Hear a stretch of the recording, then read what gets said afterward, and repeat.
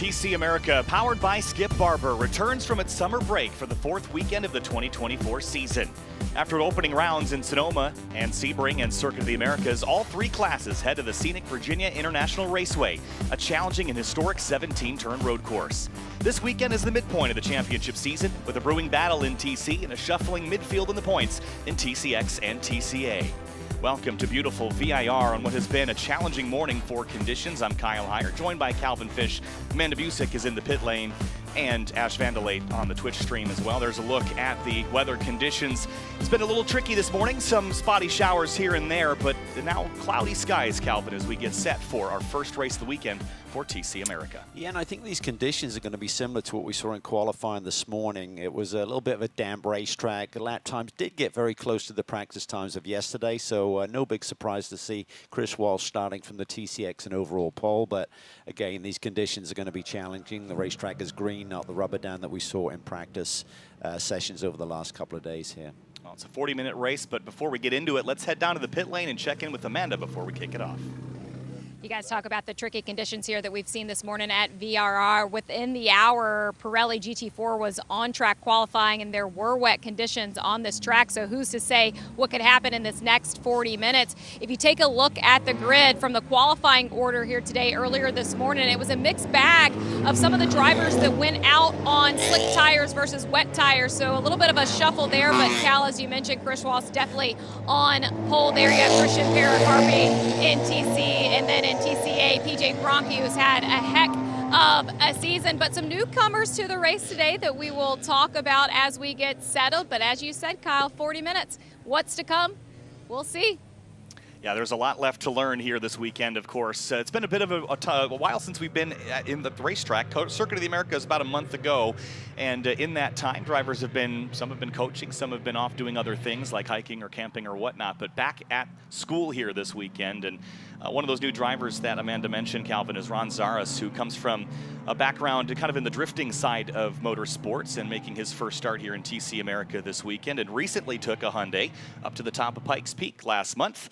As it looks like there's potentially a little trouble down on pit lane with Chris Walsh, who is the pole sitter, and he's won every single event this season. All of the races so far he has won, but because he was just finishing up qualifying in Pirelli GT4 America, Calvin, late down to the grid, he might have to start at the tail here. Yes, if you fall to the tail end of this pack, you can't kind of reshuffle here on these formation laps, so he's struggling there to get everything sorted out in the cockpit there. So as you said, he's just coming off a qualifying session, whether he just missed his times there, but it's very unusual to see a driver who's starting from pole position not be ready to go. So could make it entertaining for us to see the man who's absolutely dominated this year with 6 wins on the bounce, see what he can do from the tail end of this field here today.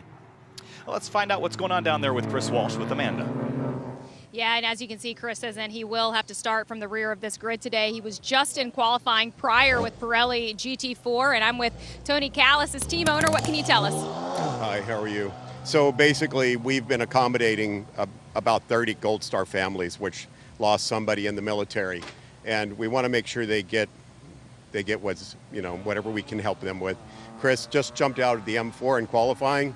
Straight out of that was with them, and then came over to get into the M2, so we'll do our best. Thank you, Tony. Well, you know, guys, based on Chris's record this weekend, or this season so far, maybe this is just a challenge that this kind of driver can be up for.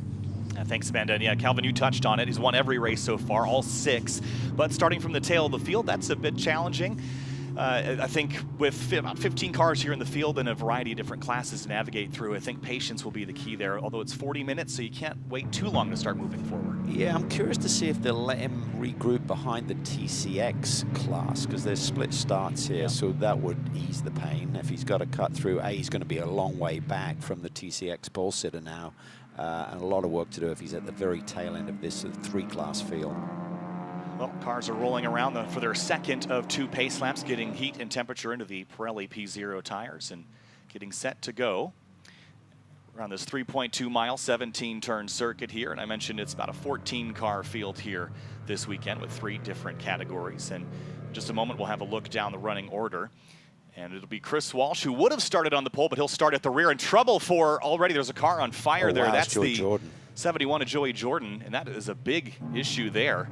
But Celso Neto in the 22 starts in second, then Cooper Brohl and Christopher DeFreitas in the number 39 starting fourth. Christian Pericarpi and Joey Jordan would have started sixth, but Calvin, that's a big oops there. Yeah, such a shame because this team have been working very hard. Joey's shown great pace this year, had 4 podium runs, and I think they are certainly looking to challenge for a win here today in the TC class. So major disappointment for that whole group.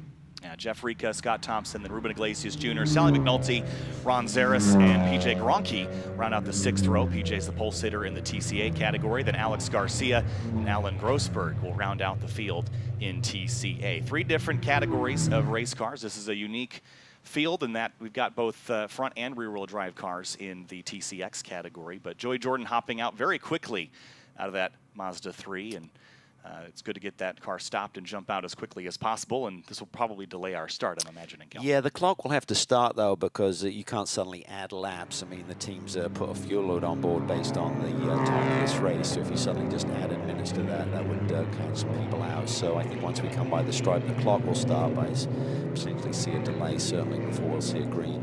That's a real shame for that FTG Racing team with Cork Sport. Of course, they've got some people here this weekend that were part of Jim and Joe Jordan's team back in 2005 when they were sponsored by Circuit City. So they've got that team manager here this weekend, Jay Schaefer.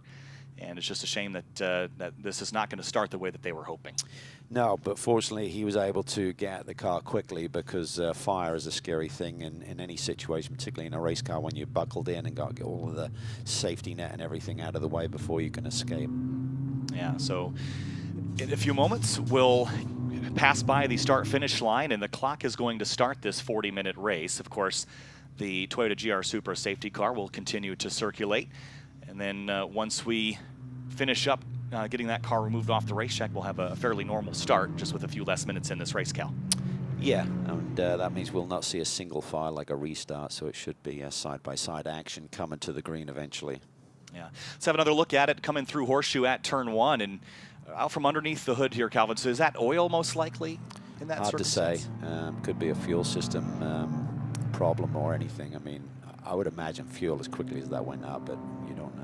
Yeah, so unfortunate for the Cork Sport and FTG Racing number 71, was a competitor in the TC category, and again would have rolled off third, actually make that second in class. So would have been a nice strong start for them, and they were, you know, coming off of a couple of pretty solid runs earlier in the season.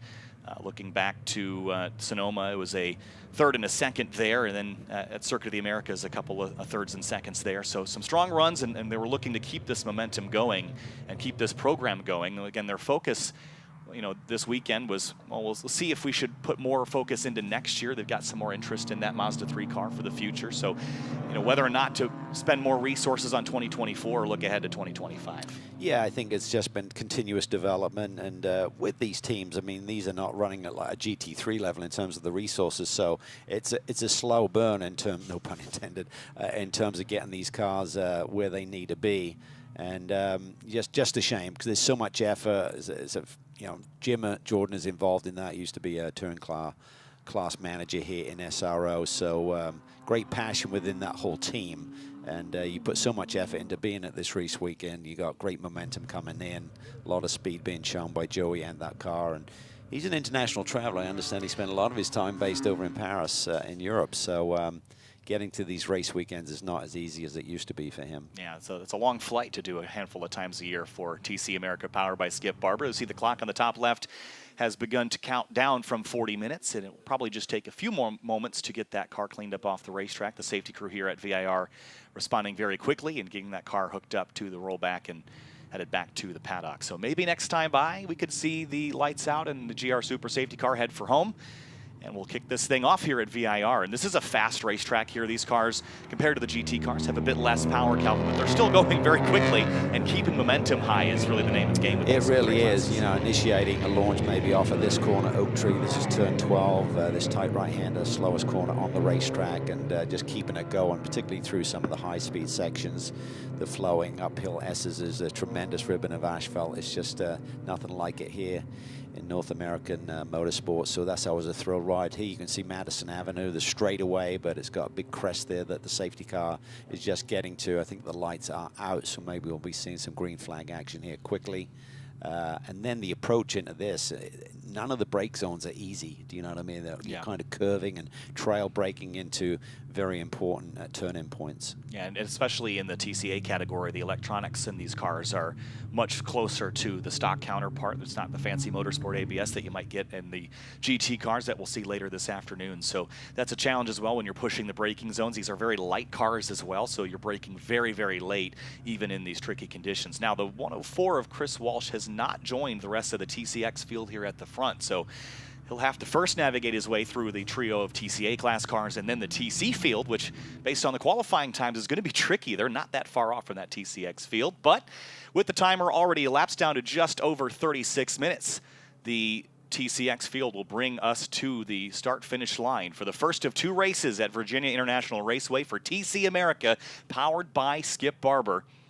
With their new facility on site here at Virginia International Raceway, it's been exciting, but green flag, and we're racing at Virginia International Raceway, and Celso Neto gets away pretty clean, leaving De Freitas and Broll to battle into turn 1 as the TC field gets away, led by Christian Pericarpi into the first corner, Cal. Yeah, nice clean start there. You could see the pole sitter spot was just left open, and then you see Chris Walsh on the attack already making some moves through the TCA field before they even get to turn 1 in the backdrop there. So Broll up to second, past De Freitas in the 39. That's that orange and black hooded Acura Integra Type S TCX. And then in the TC class, Christian Pericarpi in the Mini JCW team car. There was a couple of balance of performance adjustments they felt would be beneficial to them, not only in the straight line, but also they lost about 15 kilograms in that car. It's already a fairly small, light car, so that should help them in there in the corners. But he's got Jeff Ricca, the championship leader right now.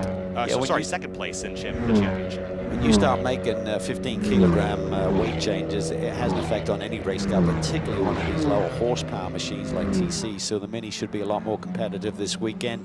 Jeff Ricca kind of been the dominant force in this class for the last couple of years, but once again he finds himself second in points on the back of a tough race weekend a short while ago. So he's trying to rebound and claim that championship lead once again by the time we head out of VIR. In the Oak Tree corner for the first time at pace, and that's Scott Thompson in the number 66 for the Mini JCW team, chased by Ruben Iglesias Jr., who is the championship leader by about 5 points over Jeff Ricca. And then someone's off and on there coming out of Oak Tree, really wide there in the Mini. Yeah, it's one of the TCA Minis. Might be Alan Grossberg in the 63, and PJ Gronke up the road in the blue 62, and then Alex Garcia. Chris Walsh. Oh, headlights flashing, coming in. Big steam. Look out, here we go, trying to rejoin the TCX field. And he's had so much pace in qualifying, Cal. I imagine that even once he gets through this field, he should be able to at least give a podium a run for its money. Yeah, I think so. We'll start to do the math once he clears past the TC field and see what he's got to do with the time remaining in this race to get to the checkered flag. As he works his way across the start-finish line here, the Ron Zaris car working his way, trying to find a way past Scott Thompson in the number 66. Here's a look at the championship standings as they run. And with Jeff Ricca leading over Ruben Iglesias Jr., this would flip the championship standings by 1 point. So already a little bit of a conundrum for Ruben Iglesias Jr. He's got to find some more spots, and it looks like he can work on finding at least a few more with Jeff Ricca and Pericarpi up the road. But Scott Thompson loses a spot there to Ruben Iglesias Jr. Yeah, it's pretty wild there. I thought I heard someone at Sally McNulty, I believe. I think that was coming through turn 3 possibly.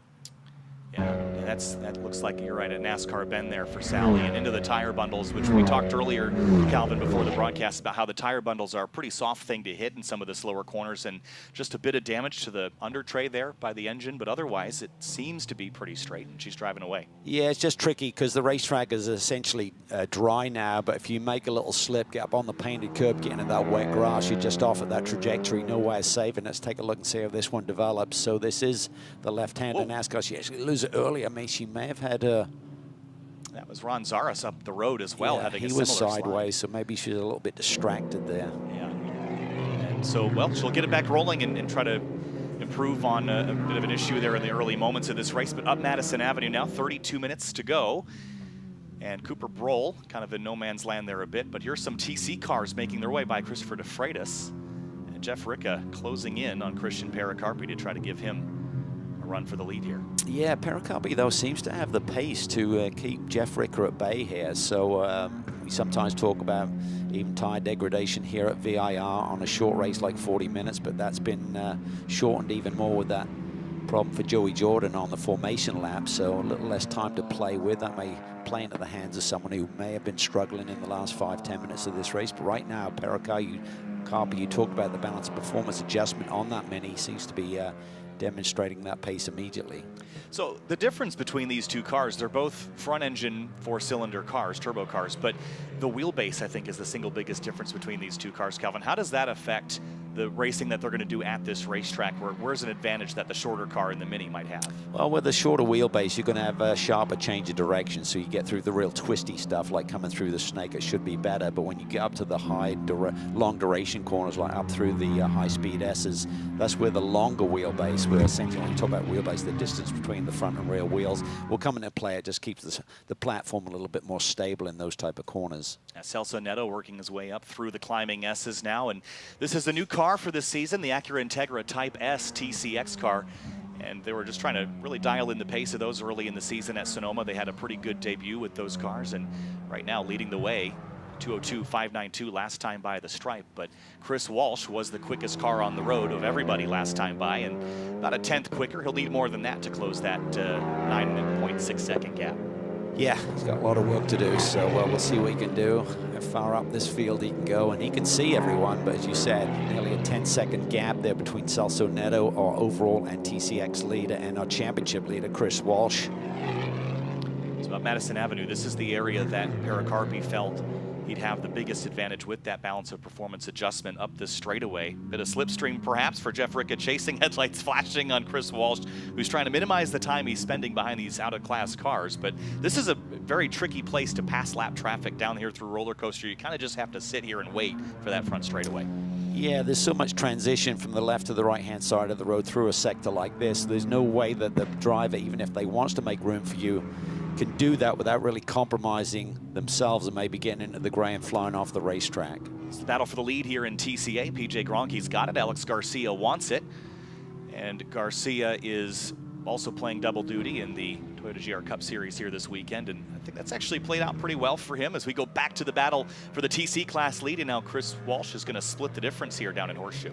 You see there, though, that looked like Jeff Rickett could actually roll maybe even a little bit more speed through the Turn 1 apex area compared to Chris Walsh aboard that BMW. So just really showcases there's not that much delta around certain parts of this racetrack between the two classes.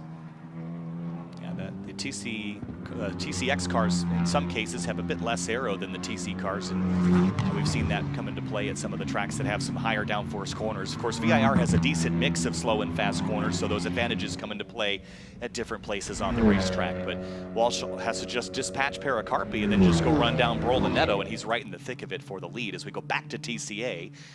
And we saw the hazard lights flashing on, I think, both the Mini and the Honda Civic Si, and that's likely the electronics not liking those rumble strips out there, Calvin. I've seen that a handful of times. Yeah, possibly. But this has been a great battle. It's been great to see Alex Garcia join this championship, albeit a little bit later into the going. And it's really kind of given PJ that level of competition that was needed, because he was pretty much dominating this class early in the season, but Garcia's had a couple of wins and keeping PJ on his toes, and you can see two very different platform race cars, but very evenly matched over the overall lap here at VIR. Yeah, they traded wins back and forth at Circuit of the Americas. Big wiggle there. Then down into Oak Tree. Gronke on defense here as Alex Garcia charges up, again running a front-wheel drive car here in this series. He'll be in a rear-wheel drive car later today. That's got to be a challenge as well, Kevin, flip-flopping between those two cars. Yeah, just the dynamic of if you have a moment, how you control it with the throttle in terms of front versus rear-wheel drive cars. So, but he seems to be able to make that adjustment. And I think when you're a young driver like Alex Garcia, it's good to drive different cars, different disciplines, get used to that. And here we see like the TC versus TCX. That Mini is hanging tough for Chris Walsh, who's eventually made his way by. But now as he crosses the stripe, that gap between he and the front is just over 10 seconds. So the pace of those TC cars was extremely quick.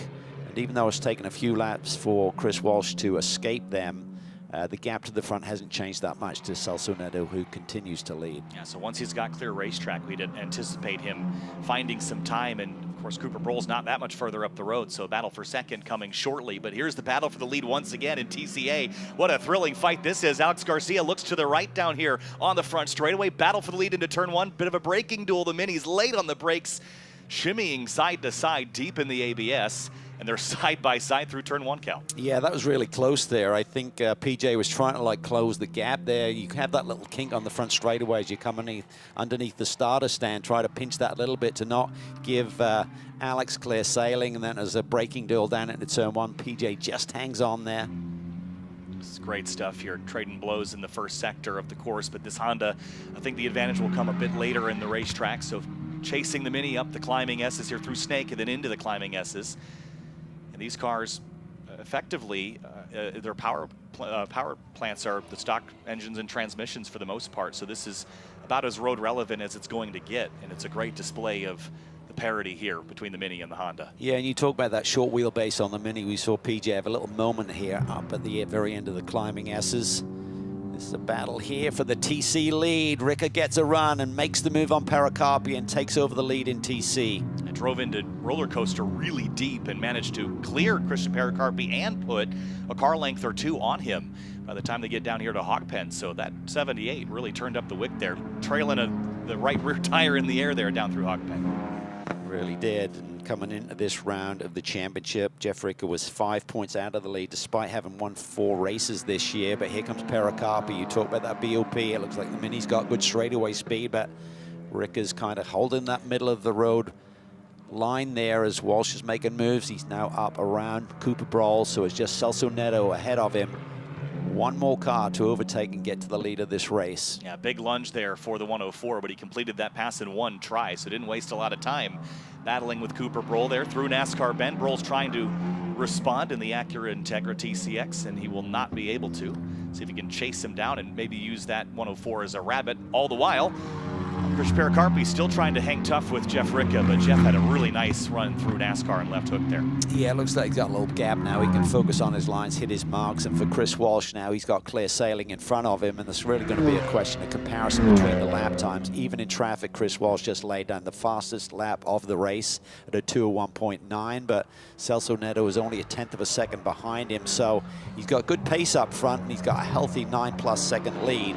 It's going to be awfully tough for Chris Walsh to challenge that, but let's see once we get into clean air what he can actually achieve here lap time wise. There he is through Oak Tree now. The other thing to consider is that we had some rain showers here this morning. The track's certainly dry now, but if you make any mistakes and you're pushing and trying to find that last 1/10, you could drop a tire off in the grass or the curbs that still are carrying some of that water. But as you mentioned, Cal, 2:01.905, fastest lap of anybody here today so far. So Walsh is on a mission to reclaim that lead that he has not let anyone else have at the tail end of a race in TC America this year. Yeah, and I think this is going to be a key one. I think through the first 2 sectors, he's gained about 3/10 on Celso Neto, but that sort of pace, that's not enough. So we'll see what he can do in sector 3 here, compare the overall lap time, and then sort of like do the math, see if he's got enough time at that pace to catch Celso for the lead.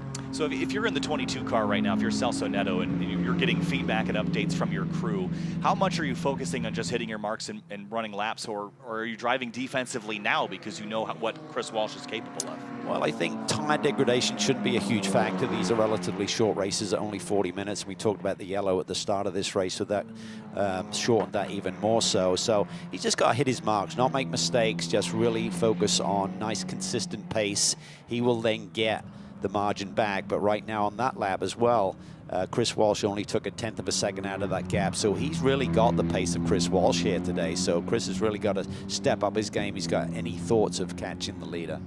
We've seen at times this season between these two cars that Celso Neto was able to hang tough with Chris Walsh early in the going, and maybe at the tail end of the race, Walsh found another gear, an extra bit of pace to drive away. But now with Chris on the offensive, this kind of changes the dynamics a bit. And for Celso Neto, best finishes of 3rd so far this season, back at Sonoma Race 1, Sebring Race 1, and Circuit of the Americas Race 2. Yeah, he's had a handful of podiums, 5 podiums, in fact, on the season, but yet to see victory lane. But this is his opportunity. I'm sure he was wondering what was going on. He probably didn't have a clear line of communication there, sitting on the starting grid, seeing the pole-sitting car with no one aboard, and just maybe hoping and praying. Man, Christian Pericarpi. is wringing the neck of that Mini right now, trying to stay up with the 78 of Jeff Ricca. And you see the dirt, the clay still on the left rear tire there, so it's sticking to the tire in a way that I didn't really anticipate, mostly because it's kind of wet and muddy over there, I'd imagine. Yes. Yeah, we've had our share of rain overnight and through the morning hours as well, so it's a little bit more muddy than dusty, but I think Jeff Ricca has got the pace here. He's got into a nice rhythm, and he's typically not phased. He's a driver who can really just repeat laps. That's the good news about that rear tire, is that they're not really doing a whole lot on the Mini other than supporting the rear of the car from dragging the ground, but the front tires are doing a lot of work in the front drive cars. Alex Garcia almost dropping a tire there, leaving Oak Tree, and he's put a bit of a gap now on PJ Cronky. It's about 0.7 of a second, the upper limit of the draft there. But well, let's check out Christian Pericarpi down on pit lane with Amanda. What you got for us?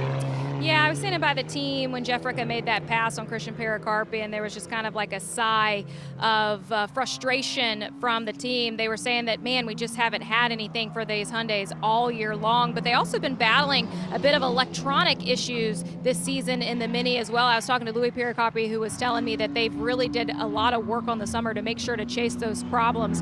So far this weekend, all of that looks good, but Louis told me at the end of the conversation, rain, come on, we need you today.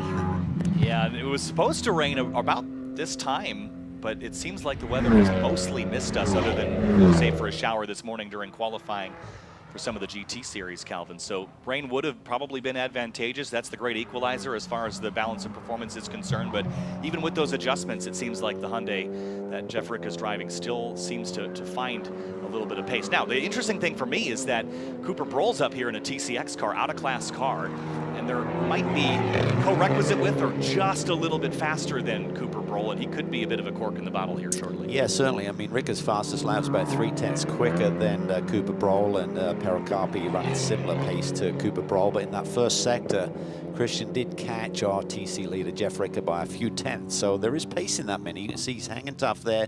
He's also pulling a little bit of a draft, a slipstream there down the long Madison Avenue straightaway as we head into the roller coaster. And putting the car on the nose there on the brakes.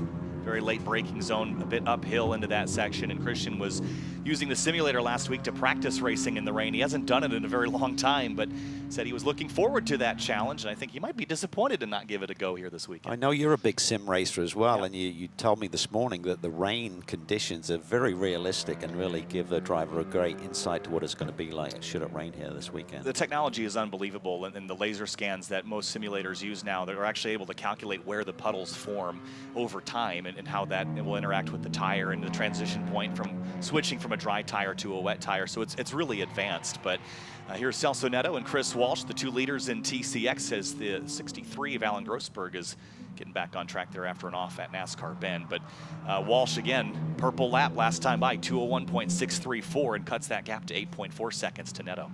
Yeah, in that last lap, he was just over a second quicker than Celso Neto, and if we look at the time left on the board, 19 minutes, we're looking at about 8 laps more in this race, and at that pace, it could get really close by the end, so it might come down to the last lap or two. Yeah, the 63 of Grossberg made it all the way to the tire bundles, and that was a heavier impact, and there is some damage to the right front of that car. Tricky section over there, Calvin, especially in a front-wheel drive car when you load up the nose and the rear's kind of sliding around.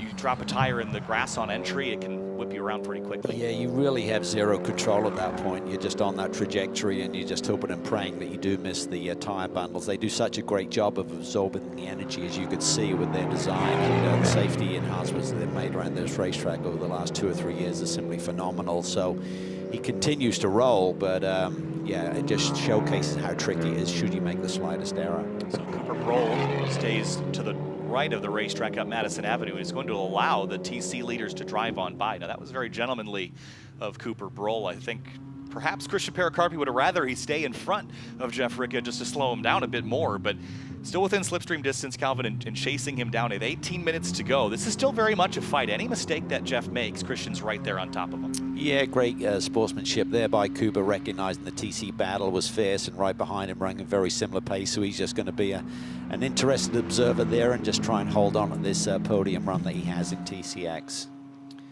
So last time by the stripe, just keeping an eye on times. Chris Walsh was actually A couple tenths off what he had run previously. But here comes Pericarpi with a big run here, Calvin, down the end of the front straightaway.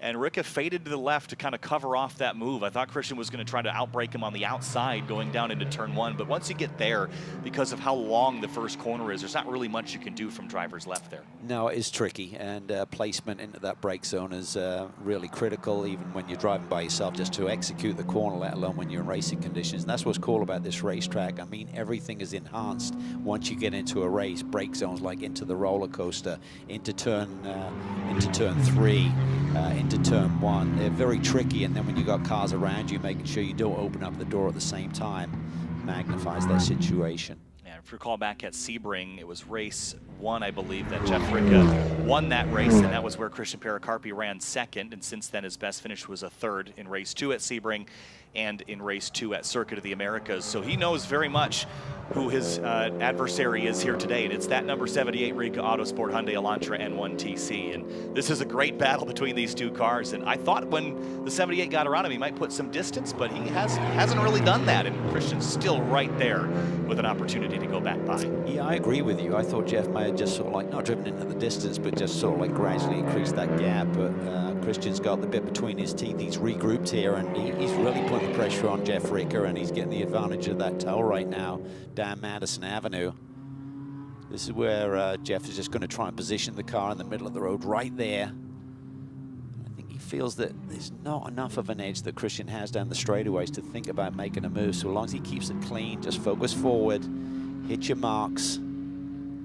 We'll say that into the braking zone for Roller Coaster, the 78 gained 4 or 5 car lengths just in the braking zone alone, which isn't what I would anticipate. Between these two cars, you would think the Mini would be fairly strong on braking, but perhaps Christian's being a bit gentler on the brakes into that corner. But I didn't see the same difference at turn 1, so I'm not sure what it is about Roller Coaster. Well, I think also, you know, coming in there, you're braking and turning at the same time. So we talk about the stability of that Hyundai platform and the longer wheelbase. When you're braking in a straight line is one thing, but if you're braking and arcing, it's almost like a high-speed corner coming in there. And I think there may be a bit more stability for Jeff Rica to work with his race car versus Christian's, which is going to be a little bit twitchier. I think Cooper Broll's got the best seat in the house for this battle, right out the windshield between these two cars. And Pericarpi drops a tire at the exit of NASCAR bend into left hook. But again, he's just keeping on top of him, just close enough that Rica's got to keep an eye on him. I don't think he can focus entirely out the windshield just yet. But 15 minutes to go in this 40-minute race, so we're past halfway at this stage. And battles remain in both TCX, with Chris Walsh continuing to make progress on Neto, and in TC. In the TCA fight, Alex Garcia has put some distance on PJ Gronke. Yeah, both these drivers here really pushing the boundaries of this racetrack. You saw that through turn 3. I mean, you thought Jeff Rica was using every inch of the road, and Christian found a little bit more, as you said, just dropped the wheels, but I don't think he lost any laps on. A little bit wide there by Jeff Rica. Got to be careful in turn 11. He picks up a lot of understeer. Christian Pericarpi's going to get a run here. You can see Jeff Rica, you can get the gray start to develop. Little marbles will form just off the racing line. I think Jeff overcommitted in turn 11. That got him wide, and look how close Christian Pericarpi is now. It's cat and mouse up Madison Avenue, chasing each other nose to tail. Christian Pericarpi trying to pull even with Jeff Rica, but he cannot. Had an opportunity there, but just not the straight line pace that he needed to complete the pass on Jeff Rica. But another little slip there through Roller Coaster for the 78, and that's what we were talking about. Just one mistake can completely turn this race up on its head for Jeff Rica, so he's got to be perfect with Pericarpi adding so much pressure. Yeah, and I wonder about the balance of that race car. Maybe he's starting to get a little bit of understeer. The front is not responding. He may have just overcommitted in what we saw in turn 11, and then a little bit in turn 14 going into the roller coaster that lap. So he's going to have to make some subtle adjustments, maybe work on his brake bias a little bit, and just maybe just control his entry speed a little bit so he doesn't make that critical error, because VIR will catch you out, and Christian is close enough to pounce.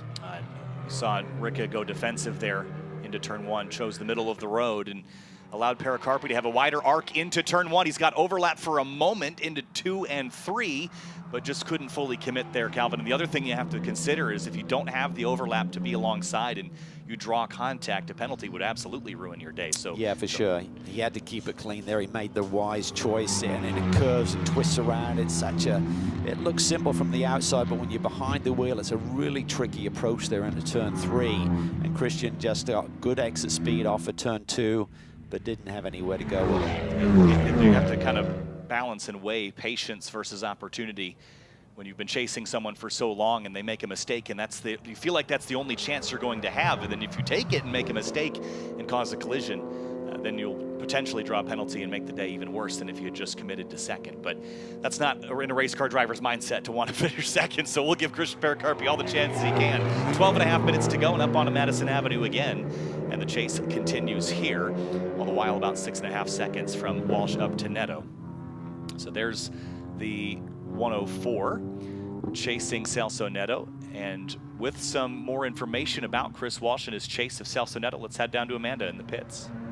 Well, one of the things that might not be in terms of this battle with 12 minutes left to go in this race, you can see some of the best lap times that we've seen from Chris Walsh happening right now on track in comparison to Celso Neto, who some of his best times have been in laps prior. I was talking to Tony Callis about this, and he said that is our only hope here, is that with the front wheel drive that they continue to lose tires and maybe we can make up more of this gap. But a lap with 11 minutes to go. The Callis team hopes it's there. Skip Barber, hold off, Chris. Yeah, that's going to be tough. And again, the front wheel drive cars, you were talking about this earlier, the tire deg, we weren't anticipating a ton of tire deg, but in the front wheel drive car, you know, you'll see that over the course of the race, they're going to use those front Pirellis more than perhaps the rear wheel drive cars, and Chris Walsh making fairly consistent inroads. A little less last time by Calvin, but there is progress being made. Yeah, that last lap was pretty even there, just a few hundredths between the two cars. So Celso's just done an amazing job. He recognized the opportunity right from the get-go here, strapping himself into the race car. He wasn't going to have Chris Walsh sitting to his side as we went for the green flag, and he just got his head down, run super consistent lap times. He seems to have been within a few tenths. Now we see Gronke on pit lane was holding down P2 in TCA. This is our championship leader. Yeah, this is not great for PJ Gronke. Was in that great battle with Alex Garcia for a few laps, and then Garcia put some distance on him, and now both the minis in pit lane. Of course, Alan Grossberg, I believe, is retired after that contact at turn 3. Back to the TC fight, though. Jeff Ricca still holding off Christian Pericarpi by 2 or 3 car lengths into the Oak Tree corner. This mini, it is clinging. And well, let's try to find out what's going on down there with PJ Gronke on pit lane with Amanda. Yeah, unfortunately, it is broken stud that's going to take PJ out of this race. You'll see him climbing out of the race car here shortly. The team did want to make sure with the officials that we have reached enough time into this race where PJ can salvage some points as he is the points leader, but there is competition coming for him.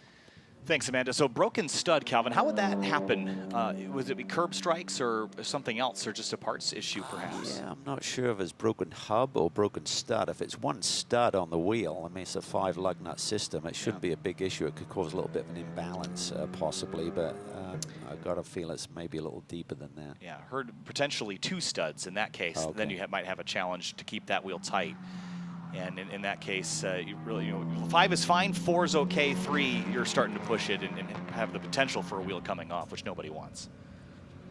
But back to the TC fight into turn 1, 78 and 37. We have been treated with this excellent battle between these two. We've gotten to see the chase from Christian Pericarpi. He's tried a number of things in a number of places, but he's been able to study Jeff Ricca the last handful of laps and figure out where his car has an advantage. It doesn't seem like it's into roller coaster, which is one of the better passing opportunities, so you have to start getting creative and find something up your sleeve. Yeah, I think Jeff is displaying a lot of poise here and just patience in terms of recognize he's under threat, but passing here is extremely difficult with as evenly matched as these two drivers and cars are. So he's just got to keep it clean, not make that critical error. Don't overdrive one of these entries to one of the corners like we saw him about 5 minutes ago starting to make. Through the climbing S's here now, there's a ton of marbles offline that have accumulated over the course of this race, so you have to really stay online there. And if you drop off and pick those things up, you'll have a real surprise heading down into Oak Tree, picking up the right rear tire on the Ricca car. Pushing there is good. He just really tries to roll a ton of speed there. I think if he just managed his entry speed a little bit and accelerated through the corner, just really charging that corner a little bit. You can kind of hear the tires squealing a little bit there coming off of Oak Tree. And And the other thing is, when you drive, this racetrack is challenging enough, but when you're coming up through those high-speed S's, as close as Pericarpi is to the tail of the Hyundai, it makes it really hard to hit your marks. And if there's a twitch in front of you, it's hard to not react to that and have a moment yourself. I think for Christian Pericarpi, the frustration for him is that he sees this mistake out of the 78 a couple of times down in Oak Tree, but he can't do much about it because the next passing opportunity is into a braking zone where that car isn't as committed on the brakes. So I think he'll have to figure it out down here at turn 1. This is where he's been getting some pretty good runs. I don't think he's close enough this time, or get him in the over-unders between left hook and snake. We've seen that be kind of a chess match at times here at VIR in the past. Yeah, I think he's just sitting there. I think he recognizes that Jeff's car, the balance has gone from him a little bit. He can see that he's struggling in certain portions of the racetrack. Here you can see Jeff Ricker really doesn't use a lot of the road coming through turn 2, keeps it nice and tight. So into NASCAR Bend here. Now, when you consider the points implications of this, Jeff Ricker, again, was ahead of Ruben Iglesias Jr. in the points as they ran, but if you flip the points here, it's a 7-point swing between first and second. So if Pericarpi were to get ahead of Jeff Ricker, Ricker would only earn 18 points versus the 25, and so it would flip that order there, because currently the differential is only 5 points between him and Ruben Iglesias. Yeah, Jeff came in with a 5-point deficit to Iglesias Jr. coming in. It's a 10-point swing at the moment. That gets reduced to only 3 points should he drop back to second on the road right now. So long ways to go in this championship. So lots to play for, but I don't think Jeff Ricker's thinking so much about the championship lead. He's just trying to win this race right now. So as they continue to battle, let's head down to Amanda in pit lane with an update on Jeff Ricker. Yeah, I think it's also important to note from Rica Autosport the performance that Ruben Iglesias Jr. is doing today. You know, you're talking about him as the points leader coming in, but Jeff Rica is his boss. He knows what he is capable of. Jeff had that where he did not collect points at COTA, which put Ruben in that position. But Ruben had an off earlier in the weekend, so really being able to maintain and potentially pick up that last podium stop, that's what's going to keep Ruben in this points battle. Absolutely, and I think consistency is the key there, right? If you can eliminate your bad days and make them less bad, that's certainly great. It's a very solid day for Ruben so far, and for Ron Zaros, who's new to the team here. We haven't really seen a lot of the 76, which generally means it's been a quiet day. That's sometimes a good thing, Calvin, when you're just gathering experience. He's doing a really nice job as we look at the 77. Yeah, I think for Ruben, to Amanda's point, he recognizes that he's scoring points on a regular basis. He has the championship lead. He knows that his team boss and team owner probably has a little bit more pace at this stage of his career than he does. So he's going to try and enjoy that championship lead. But, you know, just maximize your weekend. If you're not close to winning a race, just consolidate the position you're in. He's done a nice job of that here today. And back to it again in TC between Rica and Christian Pericarpi, continuing to battle. Pretty much since the drop of the green flag, these two have been absolutely nose to tail. Snake once more. Oh, big crash, and that's Christopher DeFreitas in the 39, and I believe that's at turn 3, NASCAR Bend there, Calvin. Yeah, and unfortunately with the time on the board, I got a feeling we're going to be going full course yellow. I'm not sure that car is going to be mobile to get himself out of that impact zone. It's unfortunate there for DeFreitas in the 39 for Racers Edge Motorsports. And again, those tire bundles absorb the energy, but they do, you know, tear up the bodywork quite a bit. And it looked like it might have been hard enough to make it tricky to drive away a front drive car from that. So we'll see and anticipate potentially a full course yellow. But all the while, Jeff Rica trying to keep the 37 behind him until they get those double yellow flags, Calvin, and there it is. Yeah, and I think the message has to go out, and unfortunately it's too late now if you're just getting it like this potential safety car. If you're close enough and you're thinking about going for a move for the lead, make it happen now. I think Christian sort of overdrove turn 11 there a little bit, maybe getting that message and wasn't close enough to make a move on Rica. So I think it's going to be tough to see any more green flag action today. So Rica may get back to that championship lead if he holds on to this win, which looks likely. Yeah, so under full course yellow here for the first time in this race with only 3 minutes and 30 seconds left on the board is Alex Garcia just ahead of Chris Walsh on the racetrack. He'd be going a lap down, but Alex Garcia is leading in the TCA field, and this would be, I believe, his third victory of the season, which he had one at Sebring and one at Circuit of the Americas, both in race 2. So he's done a nice job today, again, keeping the car on the road and pointing the right direction and really just outlasting PJ Gronke, who had that mechanical issue. For Chris Walsh, this is exactly what he needed, but he needed more time on the board to play with on the backside of a cleanup. So, yeah, this is big news for the 22 of Celso Neto, because he had been chasing Chris Walsh all season long. 7-6 make that second place finishes, Calvin. That's got to wear on you as a driver to be the runner-up event after event after event. You know you're close, but it takes a circumstance like this to just, you got to take that opportunity, and he did put a gap on Chris Walsh, and it might pay off for him here today. Yeah, it certainly wears on you. I had a season over in British Formula 4 2000 where I finished second 15 times across the British and European Championship, and trust me, it gets old when you go home and said, oh, you finished second again. Who was the driver that was some young Brazilian kid? I can't remember his name. Climbing up the S's now. The Toyota GR Super Safety Car's got the light bar on, and Celso Neto is behind. You see the Skip Barber Racing School liveries on both the 22 and the 14 of Alex Garcia. And for Chris Walsh, the opposite feeling after winning 6 races in a row. I mean, a fairly sizable championship lead, to be fair, but I think he would have really liked to keep that win streak going. Well, the irony is I saw Chris and his parents at dinner last night in the restaurant. I said, hi, Mr. Unbeatable, how's it going? His dad said, don't say that, don't say that. You'll jinx us, and maybe I did. Classic commentator curse there, Calvin. But again, he did a really nice job reeling him in. I don't know that he would have had time, but he needed the yellow flag, as you mentioned a few minutes earlier, with the potential for a restart. But with a minute and 30 on the clock and about a half a lap to go under this pace lap, I don't think we're going to pick up another lap here. So we'll likely be coming back to a checkered. But we'll see how things pan out here. Also should mention, and we mentioned Ron Zaris in the Rika Autosport car making his first run here. Scott Thompson as well, Mini JCW, and Sally McNulty rebounding after that incident she had at NASCAR Bend. And that's really been the trouble spot today, hasn't it? It really has. I mean, there's a big puddle there, but I think a lot of the moments that we've seen in this race, at least, are before you even get to the puddle on the exit curbing. So it's a tricky corner. You come in there and you get a little twitch. You're kind of braking and turning at the same time. Easy to get it wrong in perfectly dry conditions, and I think just the racetrack is catching them out a little bit. And as we said, with the wet grass, once you're off, there's no recovering it. Yeah, it almost makes it, I mean, the track already is known as being a real old school circuit without any pavement runoffs or things of the sort. It's already challenging enough without the wet grass, but you throw that in the mix, you throw the water that was in the curbs in practice and qualifying for these drivers as well. It really was a challenging set of circumstances for these cars. But with one race effectively under their belt, Calvin, I think we can look to tomorrow to see these battles continue, especially with Celso and Chris, assuming that they can start on equal footing tomorrow on that front row. I think it'll be interesting to see how it pans out. It will, and I'm certainly hoping that some of those cars that we've seen have incidents here so far today can recover, get the cars fixed up, and see the green flag tomorrow as well, of course. So the pace car is going to lead the field down the front straightaway here. The clock has elapsed, and I'd anticipate here picking up a checkered flag.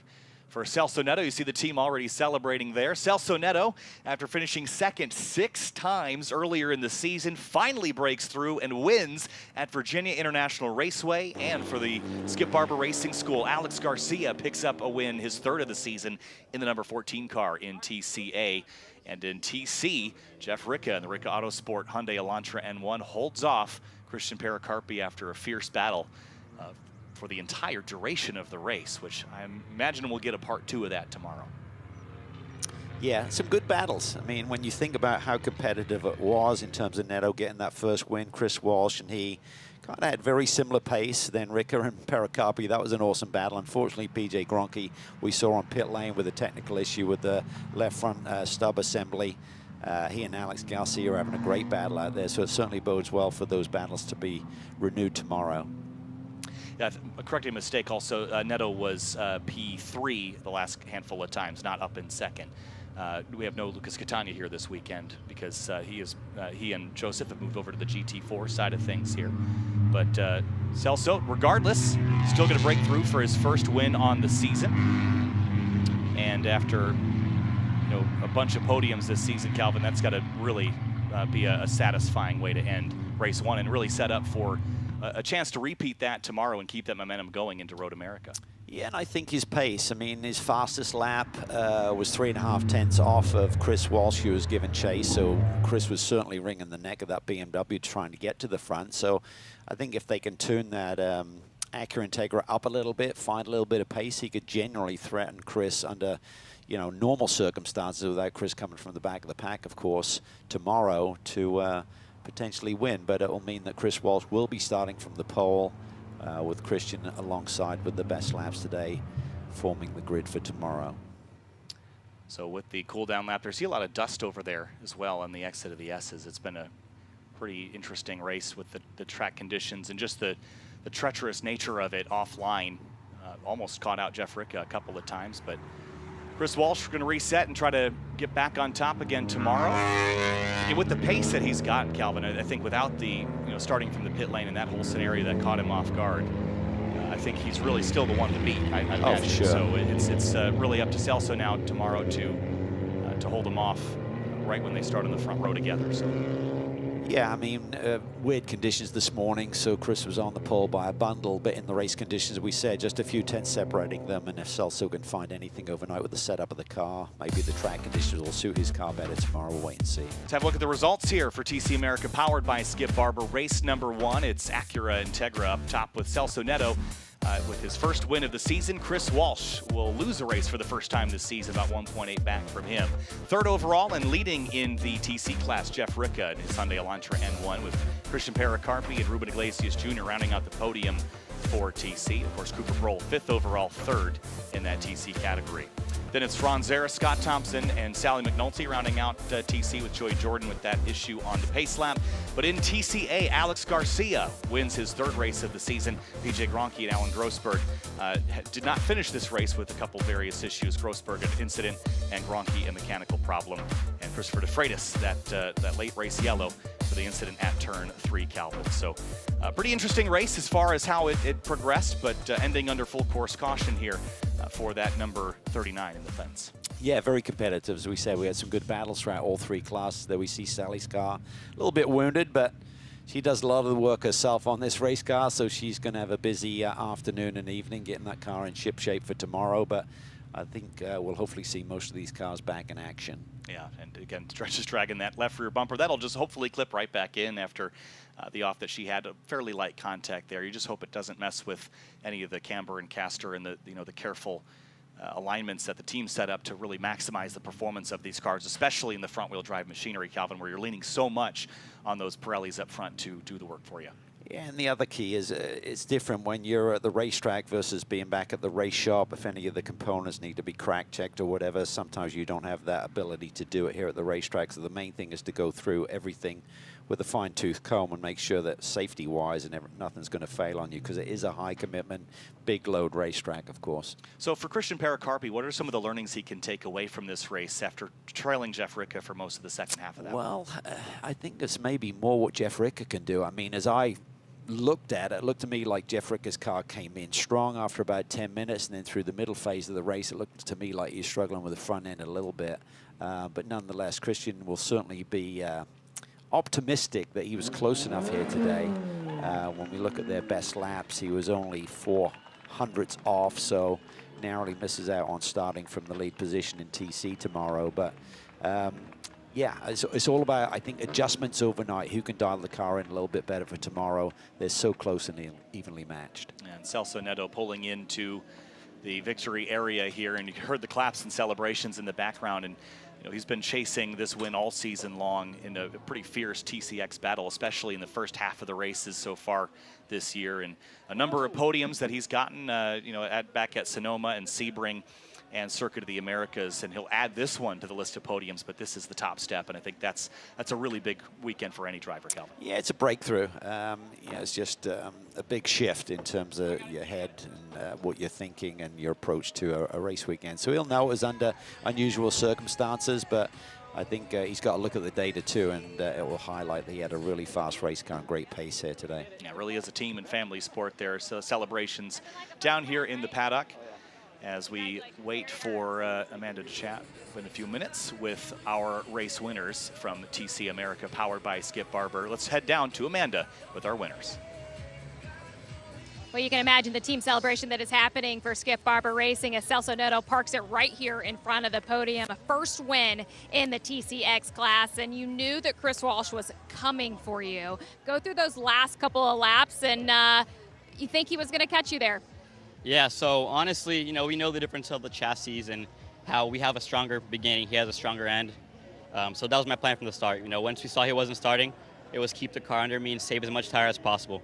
Because I knew eventually, if I had to defend or something, I needed something to fight back with, and we had that at the end. We still had some pace in us, but we kept the car under us, kept the tires under us, didn't overdrive, just kept our head with us. Luckily, the traffic played in our way as well. We didn't get held up by any traffic, so it was super important. Just got to thank the whole Skip Barber team, everyone behind me, all the sponsors, AMED, Praga Karts, everyone who supports me. I really appreciate it. And this win's for my dad. It's his birthday today, so dedicated to him and everything he does for me. Thank you, everyone, for all the support. It's been amazing. Congratulations, Celso. Thank you. Well, we know the championship battle in that TC is Jeff Ricca is someone that wants to see his name at the top of that leaderboard, and he currently has it, getting over Christian Pericarpi in this race. You now have the points lead officially. Talk about the battle between you and the Mini here at VIR.